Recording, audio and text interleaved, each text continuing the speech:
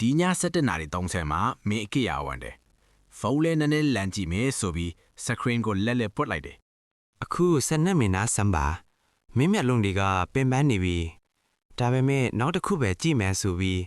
လက်ကမရနိုင်ဘူး သူကမင်းရဲ့မျက်နှာကိုပါကိုက်စားနေတာတနေ့ကိုနာရီပေါင်းများစွာတရက်မပြတ်တနှစ်မပြတ် နေပေါင်းများစွာကျွန်တော်တို့ကြားခဲ့ရတာက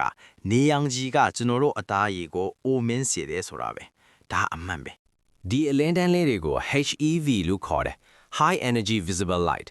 ဒါမှမဟုတ်လူအများကြိုက်တဲ့နာမည်နဲ့ပြောရရင်အပြာရောင်အလင်းတန်း Blue Light အလင်းတန်းကနေရောင်ခြည်ထဲမှာပါတယ်ဒါပေမဲ့တာမန်လူတယောက်တနေ့တာထိတွေ့ရတဲ့အပြာရောင်အလင်းတန်းရဲ့60%ကသူတို့ရဲ့ဖုန်း tablet laptop နဲ့ TV ဖန်သားပြင်တွေကနေလာရဲဆိုတာသင်သိပါသလား ဆိုဘာဖြစ်လို့ဒီအလင်းတန်းကအန်ဒရေကြီးတာလဲဘာလို့မြင်းရဲ့မျက်နှာကိုကိုက်စားနေတာလဲ မင်းရဲ့အရေးပြားကိုအကားတစ်ခုအနေနဲ့စဉ်းစားလိုက်ပါတတိုင်းကြီးတစ်ခုပေါ့နေရောင်ကြီးကခရမ်းလွန်ရောင်ကြီး UV ကဒီတတိုင်းကိုဖြိုးဖို့စ조사တယ်ဒါပေမဲ့ငါတို့မှာနေရောင်ကခရင်ဆိုတဲ့စစ်သားလေးရှိတယ် ဒါပေမဲ့အပြာရောင်အလင်းတန်းကခရမ်းလွန်ရောင်ကြည်လောက်စွမ်းရည်မရှိပေမဲ့သူ့မှာထူးခြားချက်တစ်ခုရှိတယ်သူကပိုနဲ့ရှိုင်းစွာထိုးဖောက်နိုင်တယ်တတိုင်းရဲ့အောက်ခြေအထီကိုရောက်သွားနိုင်တယ် အဲ့ဒီမှာဘာရှိလဲဆိုတော့မင်းရဲ့အသားရည်ကိုနုပြိုစေတဲ့ collagen elastin နဲ့အခြားအရေးကြီးတဲ့ protein တွေရှိတယ် ဒီအလင်းတန်းကဒီ protein တွေကိုတိုက်ရိုက်ပစ္စည်းစီယုံတွေမကဘူးပိုဆိုးတာကသူက free radicals လို့ခေါ်တဲ့အဆိပ်အတောက်တွေကိုဖန်တီးပေးတယ်ဒီအဆိပ်အတောက်တွေက collagen နဲ့ elastin တွေကိုဆက်လက်ဖြစ်စေတယ် ဂျာနယ်တစ်ခုမှာဖော်ပြချက်အရတနေ့ကို10နာရီထပ်ပို့ပြီးဖုံးသုံးတဲ့သူတွေမှာမျက်နှာအည်ပြားအိုမင်းရင်ရော်မှုကတာမန်လူတွေထက်4%ပိုမြန်တယ်လို့ဆိုတယ် အခုလေးတိမ်တကြီးထားမိလားမင်းရဲ့ဖုံးသုံးလုံးကိုပြန်စဉ်းစားကြည့်လိုက်မနေ့အိယာထားကြတဲ့ကဖုံးကင်တယ်ခဏဖုံးကြည့်တယ်ညအိယာဟိုမနဲ့အထိဖုံးနဲ့အတူပဲ ဒါပေမဲ့ဒီမှာနောက်ထပ်ပြဿနာတစ်ခုရှိတယ်ညဘက်ဖုန်းသုံးတာကပိုအန်ဒီရများတယ်ဆိုတာမင်းသိလား ညဘက်ဆိုမင်းရဲ့ဦးနောက်က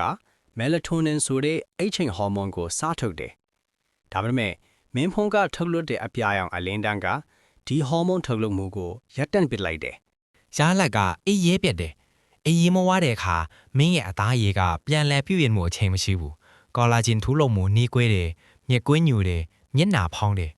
ဒါကြောင့်ညတိုင်းဖုန်းသုံးပြီးအိပ်ရဝင်တဲ့အချင်းကမင်းအသားရည်ကိုနှစထုံးနှံ့နေတာတစ်ချက်ကအပြာရောင်အလင်းတိုင်းကဓာတ်ရိုက်ဖျက်ဆီးတယ်နောက်တစ်ချက်ကအေးရည်ပြအောင်လုပ်ပြီးထွဲဝိုက်ဖျက်ဆီးတယ် ဒါခံမှန်းချက်မဟုတ်ဘူးသိပ္ပံနေကြတက်တည်ပြထားတဲ့အချက် ဒါပေမဲ့ဒီမှာအထိနာရဆုံးအချက်ကဒီပြဿနာကလူကြီးတွေအတွက်ပဲမဟုတ်ဘူးမျိုးဆက်သစ်လူငယ်တွေအတွက်ပိုဆိုးတယ် သူတို့ရဲ့အသားရည်ကပိုနှုတီးတယ်ပိုပြီးထိခိုက်လွယ်တယ်ဒါပေမဲ့သူတို့ကဖုန်းကိုပိုသုံးတယ်တနေ့ကိုပြန်မဲ့9နာရီအထက်လောက်ဖန်သားပြင်တွေကိုငရေးကြည့်နေရတယ် နေအသက်20အရွယ်တရဟာသူ့ရဲ့ဖုန်းအသုံးပြုမှုပုံစံအတိုင်း73နှစ်မယ်ဆိုရင်အသက်30ရောက်တဲ့အခါသူ့ရဲ့အသားအရည်ဟာပုံမှန်အိုမင်းတင်တဲ့ထက်9နှစ်ခန့်နေ9နှစ်လောက်ပိုအိုနေနိုင်တယ် မင်းအသက်30ရောက်တဲ့အခါမင်းတငယ်ချင်းတွေနဲ့အတူတူဓာတ်ပုံရိုက်ကြည့်လိုက်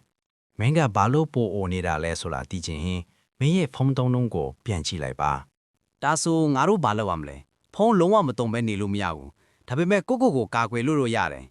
နံပါတ်1ညဘက်အိပ်ရမဝင်ခင်တနာရီအလွန်မှဖုံးကိုပိတ်ထားပါဒါမှမဟုတ်အိတ်ခမ်းတွေကိုယူမသွားပါနဲ့နံပါတ်2ဖုန်းရဲ့ night mode ဒါမှမဟုတ် blue light filter ကိုဖွင့်ထားပါဒါပေမဲ့ဒါကလုံးဝကာကွယ်ဖိတာတော့မဟုတ်ဘူးဆိုတာသိထားပါ နံပါတ်3ဖန်သားပြင်အကာအကွယ် screen protector တွေထဲမှာ blue light blocking လုပ်ပါတဲ့အမျိုးအစားကိုရွေးပါ နံပါတ်4မနက်ခင်းမှာ antioxidant ကျွဲဝါတဲ့အစားအစာတွေစားပါလက်ဖက်စိမ်းဘယ်ရီသီးတွေ chocolate acid တွေကမင်းရဲ့အရည်ပြားကို free radicals တွေကနေကာကွယ်ပေးနိုင်တယ် နံပါတ်5နေအောင်ကာခရန်လိမ့်တဲ့အခါ broad spectrum ပါတဲ့အမျိုးအစားကိုရွေးပါခရမ်းလွန်ရောင်ကြီးကိုတာမက HEV အလင်းတန်းကိုပါကာကွယ်ပေးနိုင်တဲ့အမျိုးအစားတွေရှိတယ်ဒီညအိယာဝန်ခံနီမင်းဖုန်းကိုချထားခဲ့ပါမနက်မိုးလင်းရင်မင်းရဲ့မျက်နှာကကျေးဇူးတင်လိမ့်မယ်